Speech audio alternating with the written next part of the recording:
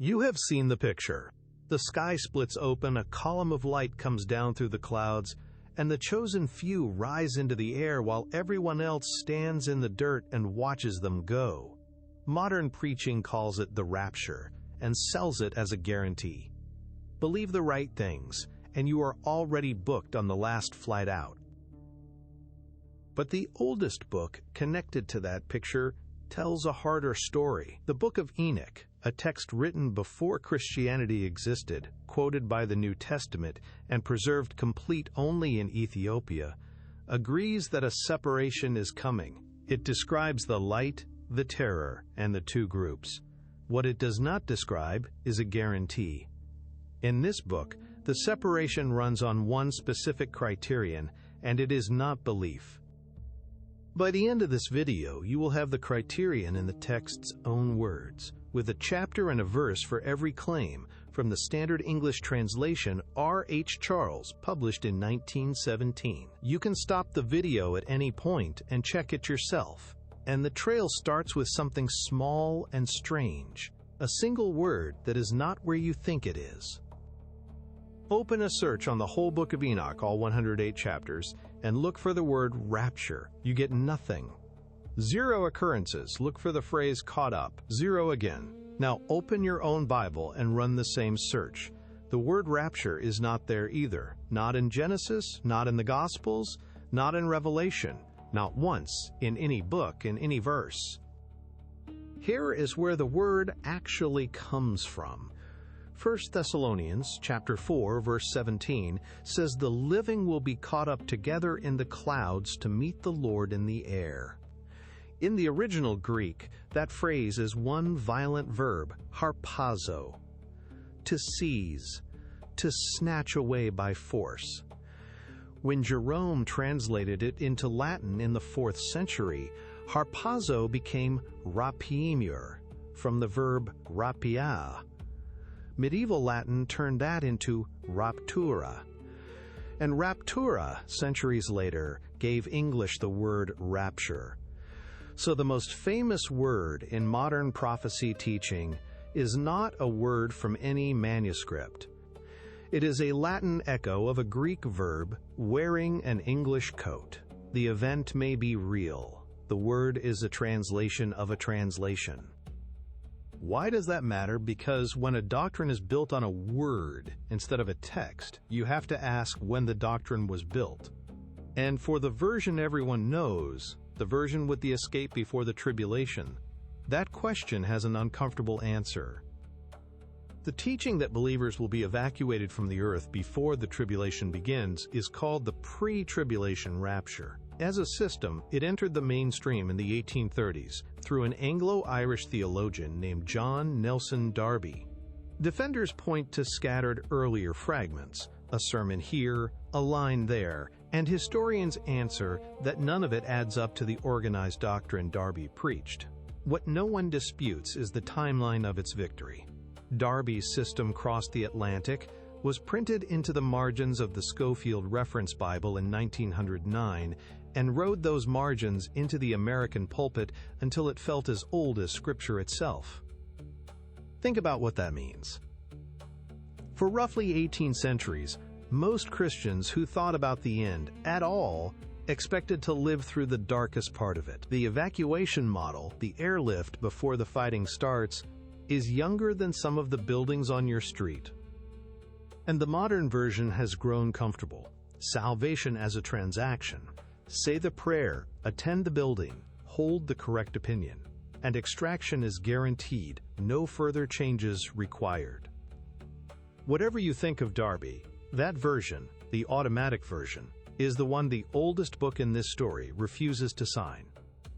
The Book of Enoch was not fringe reading in the early centuries. The Epistle of Jude, inside the New Testament canon, quotes it directly. Enoch, the seventh from Adam, prophesied that the Lord comes with 10,000s of his holy ones to execute judgment upon all. That is Jude, verses 14 and 15, quoting the Book of Enoch, chapter 1, verse 9. A book inside your Bible treats this book as prophecy. Then the tide turned. In the 4th century, church councils began drawing up lists of what could be read aloud in public worship, and Enoch was left off them. To be precise, the Council of Laodicea never names Enoch at all. The book simply never entered the Western canon, and over time it was filed under a dismissive label, pseudepigrapha, falsely titled. In the West, it was considered lost for over 1,000 years. It survived complete in one place, in the ancient Ge'ez language, because the Ethiopian Orthodox Church kept it inside its Bible and never let go. So we have the book, we can read the chapters the early church read, and the very first sentence is where the modern escape plan starts to crack. Chapter 1, verse 1, the opening line of the entire book. Quote, "The words of the blessing of Enoch, wherewith he blessed the elect and righteous, who will be living in the day of tribulation, when all the wicked and godless are to be removed." Read the address line carefully. The blessing is not sent to people watching the tribulation from the safety of the clouds. It is sent to the elect and righteous who will be living in it. Present on the ground, on the worst day in human history. In the first verse of the book, the righteous are not evacuated before the trouble, they are located inside it. The same chapter then describes the day itself. The Holy Great One comes forth from his dwelling. The eternal God treads upon the earth. On Mount Sinai, the mountains are shaken, the high hills made low, and the earth is wholly rent in sunder. That is chapter 1, verses 4 through 7. And in the middle of that cataclysm, verse 8 promises that God will make peace with the righteous and protect the elect. Protection in the storm, not a ticket around it. Which forces the real question. If the elect are simply the people who believe, then the modern teaching survives, just with worse weather. But this book does not define the elect that way. It defines them in one sentence, and the sentence is the reason this text stayed buried. Chapter 48, verse 7. Churches that know this verse at all know its first half, because it sounds like home, for in His name they are saved. But the verse does not start there. It starts with a cause. Quote, "For He hath preserved the lot of the righteous, because they have hated and despised this world of unrighteousness, and have hated all its works and ways, in the name of the Lord of spirits." There it is, the criterion. The ones who are preserved are defined by their relationship to this world's system. They have hated and despised it, and hated all its works and ways. Not its mountains and rivers, its works and ways, the machinery, the values, the game. Call it what you like. Some people today would say the elect vibrate at a different frequency from the world around them. The text's own vocabulary is blunter. Attachment on one side, hatred of the corrupted order on the other. You can be inside the world, this book says, without being wired into it. And according to verse 7, that wiring is precisely what the separation reads. That raises an obvious objection. Hate the world? Who built this world that a holy book would talk about it like that? Enoch has a specific answer, and it is the strangest part of the whole story. The world system you are being asked to unplug from was not, in this book's account, designed by humans at all. Before the flood, chapter 6, 200 angelic beings descend in the days of Jared on the summit of Mount Hermon and bind themselves to each other with a mutual oath. The book calls them watchers and names their leaders, Semjaza and Azazel among them. The famous half of their story is biological. They take human wives, and the offspring are the giants. But the half that matters for our question is educational. The watchers came down carrying curriculum. Chapter 7. They taught them charms and enchantments and the cutting of roots and made them acquainted with plants. Chapter 8, verse 1, Azazel taught men to make swords, and knives, and shields, and breastplates, and made known to them the metals of the earth, and the art of working them, and bracelets, and ornaments, and the use of antimony, and the beautifying of the eyelids, and all kinds of costly stones, and all coloring tinctures. Verse 3 adds the sky. One taught astrology, another the constellations, another the course of the moon. Look at that list as a single package. Weapons, wealth, cosmetics, status objects, fortune-telling. It reads less like a list of sins and more like the blueprint of a civilization, the parts of the world that promise power, beauty, and certainty, and collect your life as the fee. In Enoch's account, that package was installed, deliberately, by beings who did not have your interests in mind. And the installation outlived its installers.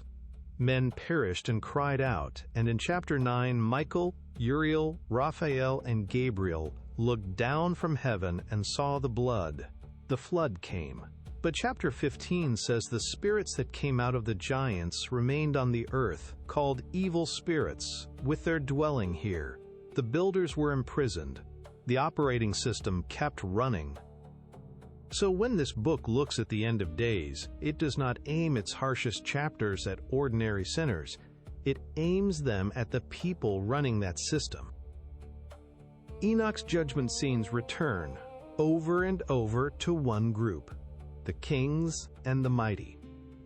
Chapter 46. The Son of Man shall raise up the kings and the mighty from their seats, and shall loosen the reins of the strong, and break the teeth of the sinners. Why them first? Verse 7 answers with a diagnosis, quote, "Their power rests upon their riches, and their faith is in the gods which they have made with their hands." And verse 8 adds that they persecute the faithful who hang upon the name of the Lord of spirits. Power resting on riches. Faith placed in things their own hands manufactured. You do not need to force that verse to hear it describe the present tense. And chapter 48 says that in the day of their anguish, these same kings will not be able to save themselves. Now watch the wording of the separation itself, because the book encodes the whole criterion in two verbs.